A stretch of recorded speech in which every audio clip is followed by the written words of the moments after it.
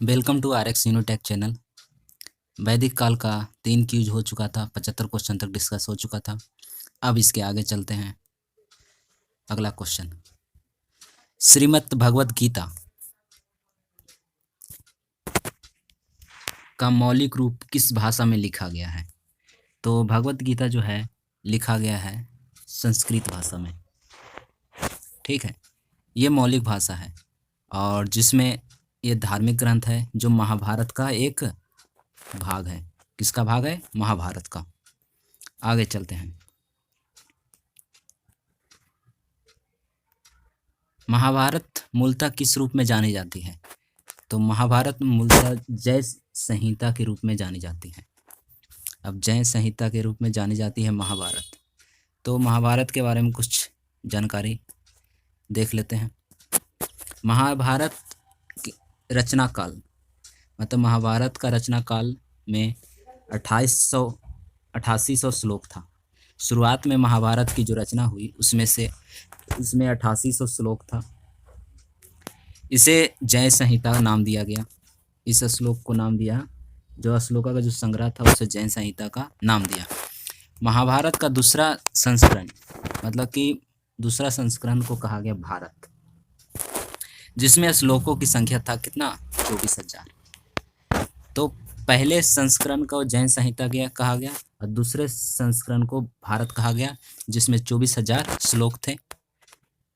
वर्तमान में महाभारत 1,00,000 श्लोक है। वर्तमान में श्लोकों की संख्या हो गई महाभारत की 1,00,000। और अंतिम संस्करण को कहा गया सप्त सहस्त्री संहिता, जिसे नाम दिया गया महाभारत। कहने का अर्थ हुआ कि शुरुआत में जो महाभारत की रचना हुई उसे महाभारत नहीं कहा जाता था, जय संहिता कहा जाता था, जिसमें 8800 श्लोक थे।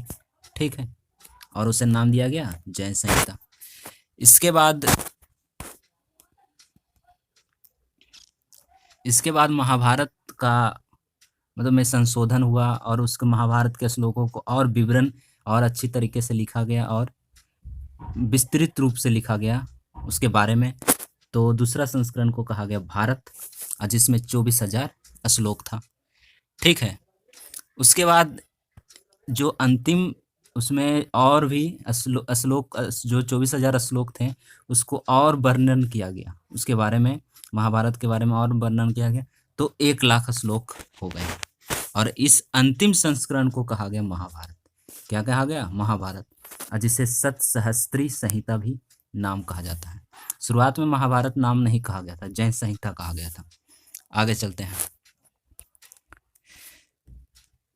सप्त सहस्त्री संहिता उपनाम किसका है?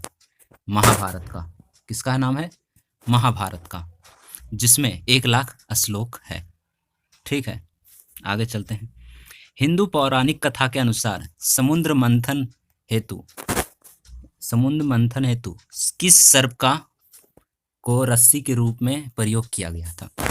तो रस्सी के रूप में शंकर जी के जो गले में जो बांसुरी रहती है उसका प्रयोग किया गया था समुद्र मंथन में।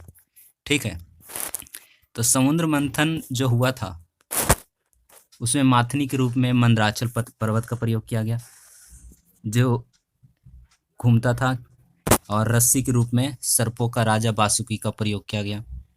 ठीक है, आगे चलते हैं। किस काल में अछूत की अवधारणा स्पष्ट रूप से अवधूत हुई है? अछूत की जो भावना प्रकट हुई अछूत लोग के बारे में, तो धर्मशास्त्र के समय हुआ था। तो धर्मशास्त्र जो हुआ था सूत्रकाल, तो सूत्रकाल किस में था? 600 से 400 ईसा पूर्व। तो धर्मशास्त्र किस सूत्रकाल में आया था? धर्मशास्त्र जो था सूत्रकाल के समय था, जिसमें 4 वर्ण थे, ब्राह्मण, क्षत्रिय, वैश्य और शूद्र, और इसमें शूद्र को अछूत माना जाता था। इसके अतिरिक्त जो भी शूद्र जो सेवा कार्य करते थे, और इन 4 वर्ण के अलावा जितने भी जनजातियां और आदि समाज के जाति लोग थे, जैसे अम्बष्ट, उग्र, निषाद, मागध, वे देहक, रथकार, ये सबको अछूत माना जाता था और अनुलोम प्रतिलोम भी विवाह के फलस्वरूप हो गया। पाणिनि ने दो प्रकार के शूद्रों का उल्लेख किया गया। पाणिनि ने कहा कि शूद्र दो प्रकार के होते हैं, एक निर्वसित और एक अनिर्वसित। इसमें पहले प्रकार के शूद्र को अस्पृश्य माने जाते थे। जो पहले प्रकार के जो शूद्र थे, जिसे कहा गया निर्वसित, जिसे अछूत माना जाता था, जो छूने लायक नहीं था। और सेवा कर ज़्यादा लोग ये दूसरे अनिर्वसित और निर्वासित दोनों करते थे, लेकिन निर्वसित को छूत माना जाता था, इसको छूत माना जाता था। ठीक है, आगे चलते हैं।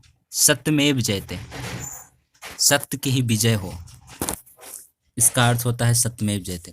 और किस उपनिषद से लिया गया है? तो लिया गया है मुंडको उपनिषद से। कौन से उपनिषद से? मुंडको उपनिषद से।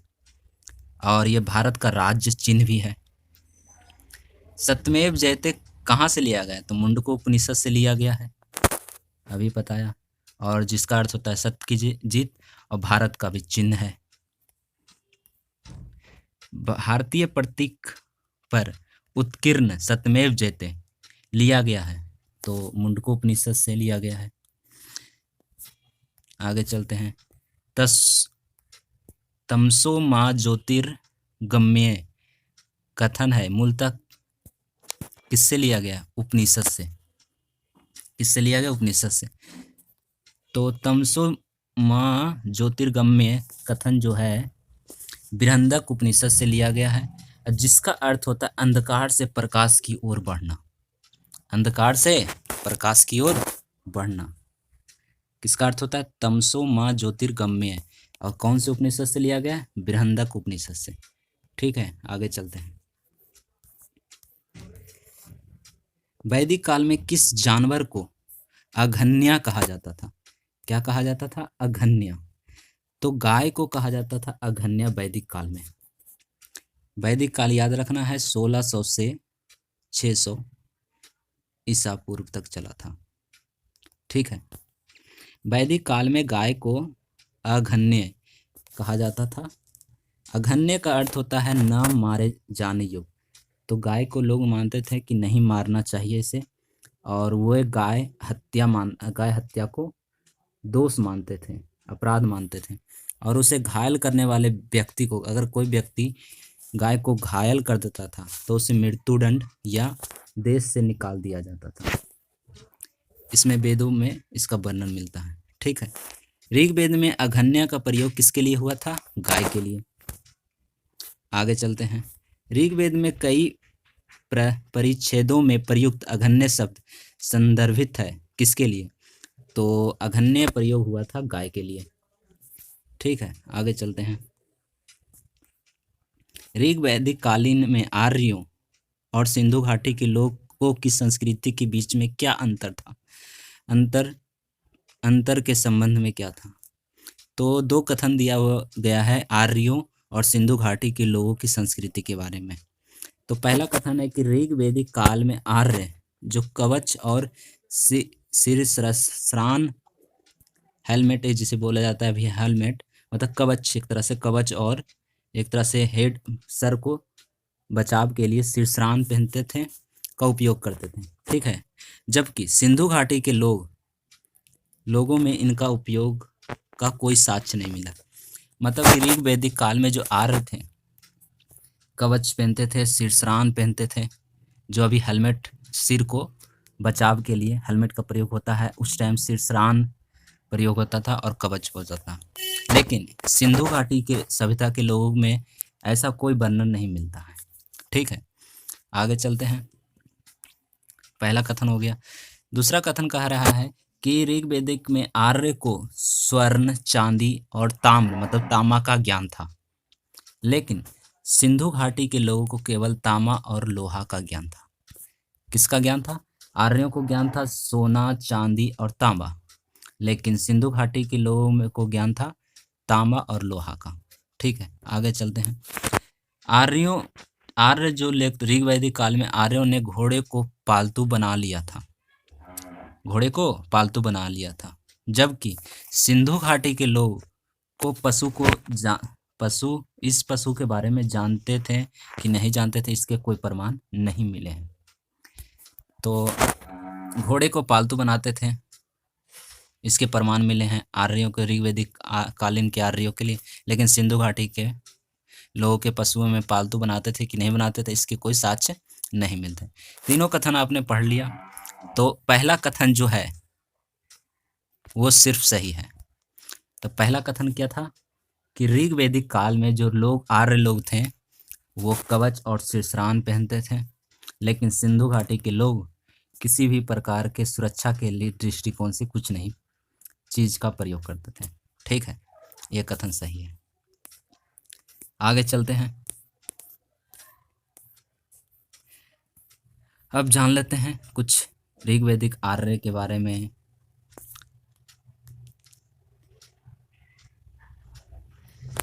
ऋग्वेद में कवच जो होता है बर्मा का उल्लेख है। संभवतः ऋग्वैदिक कालीन में आर्य लोग जो थे लोहा और स्वर्ण से निर्मित कवच और शीर्षान का प्रयोग करते थे, जबकि सैंधव सभ्यता के लोग इसके उपयोग के कोई साक्ष्य नहीं मिले। तो पहला कथन तो सही है। सिंधु घाटी के स्थलों से उत्खनन से जो प्राप्त वस्तुएं हुई, ये युद्ध संबंधित उपकरण अत्यंत अत्यंत साधारण कोटि के थे, अत्यंत मतलब सिंपल कोटि के थे। इस बात से संकेत होता है कि वे भौतिक सुख सुविधाओं की ओर विशेष ध्यान दिया था। मतलब कि शस्त्र का युद्ध क्षेत्र में उनका ज्ञान नहीं था, किसका, सिंधु घाटी के सभ्यता के लोगों के लिए, लेकिन वो भौतिक सुख सुविधाओं का ज़्यादा प्रयोग करते थे। लेकिन ऋग्वैदिक काल जब आया, ऋग्वैदिक काल में आर्य जो थे स्वर्ण, चांदी और तांबा का ज्ञान था, लेकिन सिंधु घाटी के लोगों के पास तांबा और कांसा का ज्ञान था, लोहा और तांबा का नहीं, तांबा और कांसा ज्ञान था। लोहे का प्रचलन तो हुआ था 1000 से 600 ईसा पूर्व, जो उत्तर वैदिक काल के समय हुआ था, इसलिए दूसरा कथन गलत है। ऋग्वैदिक कालीन में आर्य जो थे घोड़े को पालतू बनाते थे, ये तो बात सही था, लेकिन जिसकी सहायता से वो युद्ध में विजय करते थे, पालतू तो बनाते थे और युद्ध में विजय करते थे। सिंधु घाटी सभ्यता के से विभिन्न स्थलों से घोड़े के भी साक्ष्य मिले हैं। मतलब कि कहने का अर्थ हुआ कि घोड़े के भी साक्ष्य सिंधु घाटी से सभ्यता से भी मिले हैं और ऋग्वैदिक कालीन आर्यों के से भी मिले हैं। ठीक है, दोनों से मिले। यथा मोहनजोदड़ो जो मिट्टी से बने घोड़े की आकृति है, लोथल से घोड़े की 3 मिर्न मूर्तियां ली है, और सुरकोटता से घोड़े की हड्डियां की प्राप्ति है। अर्थात तीसरा कथन भी गलत है। मतलब कि तीसरा कथन में कह रहा था कि सिंधु घाटी के लोग पशुओं का ज्ञान नहीं था, लेकिन सिंधु घाटी के लोगों को पशुओं का भी ज्ञान था। वो घोड़े को भी, घोड़े के अवशेष मिलने के कारण वो जानते थे, घोड़े के बारे में जानकारी जानते थे। ठीक है, तो सिर्फ पहला उत्तर सही हो। ऋग्वैदिक काल में प्रारंभ से किसे महत्वपूर्ण मूल्यवान संपत्ति कहा जाता था? ऋग्वैदिक काल में शुरुआत के समय सबसे महत्वपूर्ण संपत्ति किसे माना जाता था? तो सबसे महत्वपूर्ण संपत्ति माना जाता था गाय को। जिसके पास गाय ज्यादा रहता था वो ज्यादा धनवान माना जाता था। ठीक है, ऋग्वैदिक काल में प्रारंभ में गाय को महत्वपूर्ण संपत्ति समझा जाता था।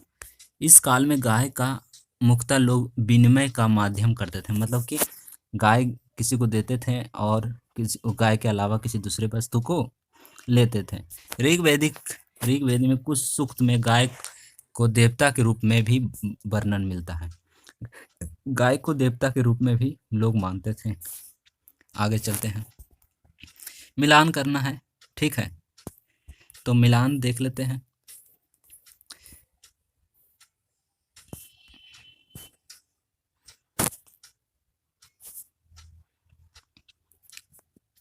सिंधु घाटी सभ्यता जो थी नगरी सभ्यता थी, अर्थात शहरी सभ्यता, और उत्तर वैदिक समाज जो था कृषक था। ठीक है, लेकिन ऋग्वैदिक समाज जो था चारागाह था, और मध्यकाल आते आते धीरे धीरे जमींदार की प्रथा चलना शुरू हो गया। तो सबसे पहले कौन सा आया था? सिंधु घाटी सभ्यता, उसके बाद ऋग्वैदिक समाज, उसके बाद उत्तर वैदिक समाज, उसके बाद मध्यकाल। ठीक है,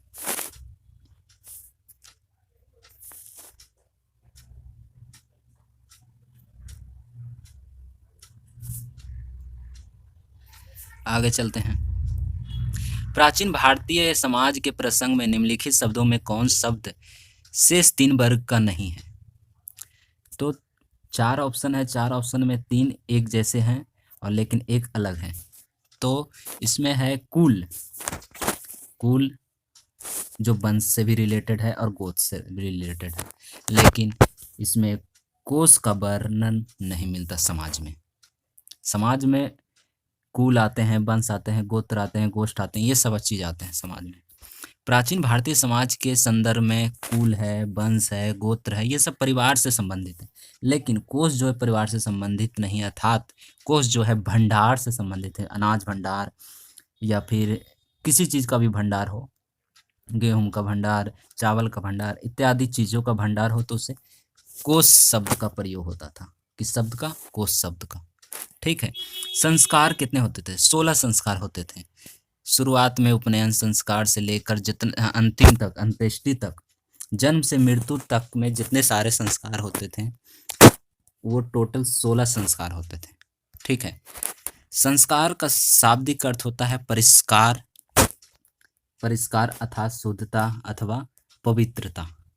गौतम धर्म सूत्र में इसकी संख्या बताई गई है 40। गौतम धर्म सूत्र में मनु ने गर्भाधान से मृत्यु पर्यंत 13 संस्कारों का उल्लेख किया गया है। मनु ने गर्भाधान से मतलब कि गर्भ से मृत्यु तक, गर्भ में जो बच्चा जन्म लेता है, गर्भ में जो बच्चा जन्म लेता है से मृत्यु तक कुल 13 संस्कार उसने बताए हैं। किसने? मनु ने। अर्थात बाद में क्या हुआ, स्मृति में ये संख्या बढ़कर 16 हो गया, जो आज भी प्रचलित है। ठीक है, आगे चलते हैं। जीविकोपार्जन, हमने बताया था कि जीविकोपार्जन जो अपने मूलभूत आवश्यकताओं की पूर्ति के लिए जो आर्थिक धन प्राप्त किया जाता है और जिस चीज़ के लिए इनकम का सोर्स माना जाता है उसे जीविकोपार्जन कहते हैं। तो अध्यापक के लिए आय का इनकम का सोर्स था, वेद वेदांग पढ़ाते थे और वो इनकम उससे लेते थे। अर्थात जीविका उपार्जन हेतु वेद वेदांग पढ़ाने वाले अध्यापक को क्या कहा जाता था? तो वेद वेदांग जो पढ़ाते थे उसे उपाध्याय कहा जाता था। इससे उन्हें मुद्राएं मिलती थी और वो अपना जीवन यापन करते थे। ठीक है। तो वैदिक काल में जीविकोपार्जन हेतु वेद वेदांग पढ़ाने वाले अध्यापक को उपाध्याय कहा जाता था। आचार्य गुरुकुल की स्थापना करके अपने शिष्यों को पढ़ाता था, कोई फीस नहीं लेता था, किंतु शिष्य के द्वारा दी गई दक्षिणा को स्वीकार कर लिया जाता था। मतलब कि औपचारिक रूप से कोई फीस नहीं लिया जाता था। शिष्य ने जो भी दक्षिणा के रूप में दे देता था गुरु को, वो अध्यापक ग्रहण कर लेते थे, ले लेते थे, और इसी के माध्यम से वो अपना रोजी रोटी मतलब अपना जीवन का यापन करते थे। ठीक है। अब ये वैदिक काल खत्म हुआ, अब इसके आगे ये वैदिक काल द एंड हो गया। धन्यवाद।